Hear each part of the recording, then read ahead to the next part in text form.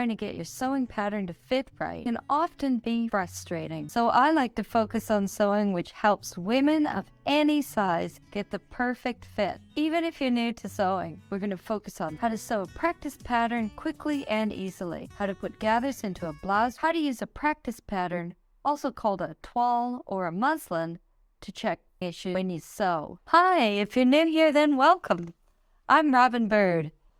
Today you'll hear me calling the practice pattern a muslin because I guess that's just the term I like to use. All my pattern pieces that I've got for this pattern have been prepared. I've got the back yoke, the back piece, so the front bodice piece, and the two front yokes. The first thing I'm going to do is to pin together the yoke pieces to the front and backs, and then I'm going to have to do some gathering. Let's start that. To do a gathering stitch, you have to run 2 lines of loosely stitched thread on the part of your garment that you need to pull in for fullness. For my gathering stitch, I'm going to need to do one of the lines of thread in the seam allowance. So an imperial measurement that's commonly used would be 1/2 inch or 5/8 of an inch. So I would do the first thread line for whatever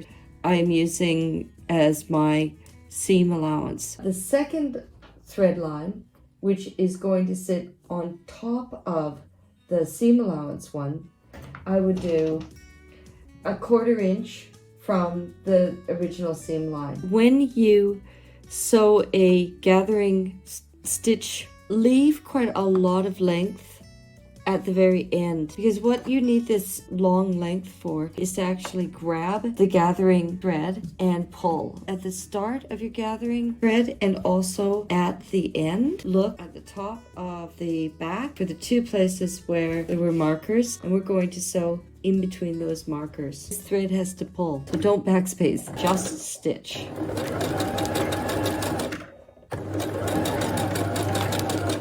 That looks about right. I like it about here. It's close enough to my first line, and off I go. I've got to make sure that I have enough thread. I might just give myself a little bit more.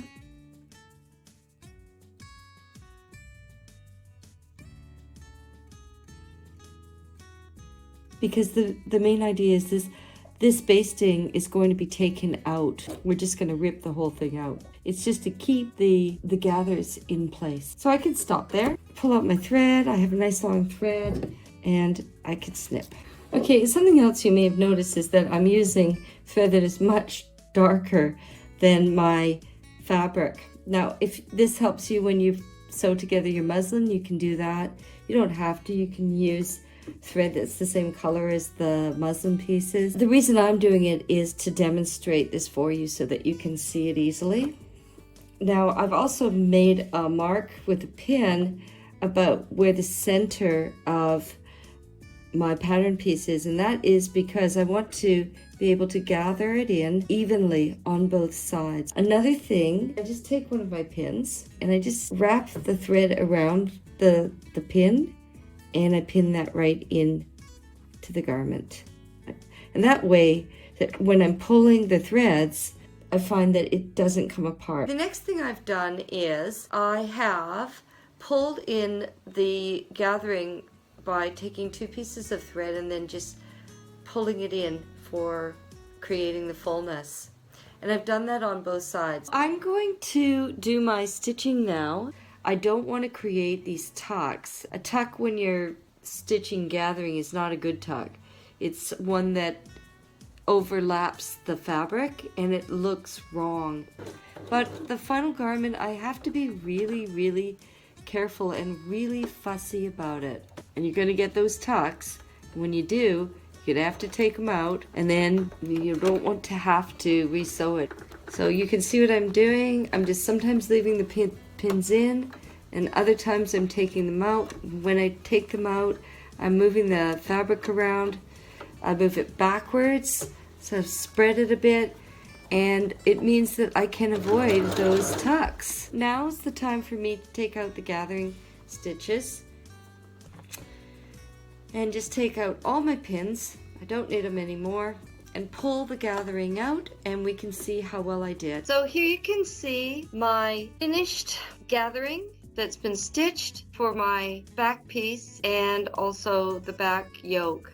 And it's really even and nice, and I'm quite pleased with that. So using the gathering technique, I was able to put in the 2 yoke pieces, and my next step will be to attach the front and the back pieces together at the shoulders with the seam straight across. Very easy. So the last thing that I'm going to have to stitch here is the shoulder seams. So stitch them straight across and both side seams. With a muslin, you really don't have to do any overlocking, and you don't have to, or a zigzag stitch, just a straight stitch down. So let's see what I have sewn. You can take a look at the shoulder seams. So I've just sewn it straight across, and the side seams I've just sewn straight down. And that's all I need to do for a muslin. I'm going to check the fit of my garment. So looking at the center front, was it straight? It looks like it. I think it's falling pretty well. I'm wondering if there is a little bit of extra room in here, but really I haven't sewn the whole pattern together. I can judge that when I put in the plackets, it will probably take up a bit of room. So far I'm happy with the center front. So I want to check on the fitting that the shoulders are straight, and of course you would do this yourself with your muslin pattern. So if it's not looking right, this is the time to say, do I need to do a fitting? Do I need to change something? If you do, you're going to make the adjustments on your muslin and then take it off, take the muslin apart, put the muslin pieces back on the pattern pieces and adjust the pattern pieces. Here I can see this is really good. This is really straight. Center back is falling straight along the center. So I don't have to do any adjusting there. Looks great.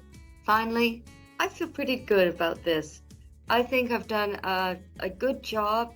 This pattern is fitting really well on this model.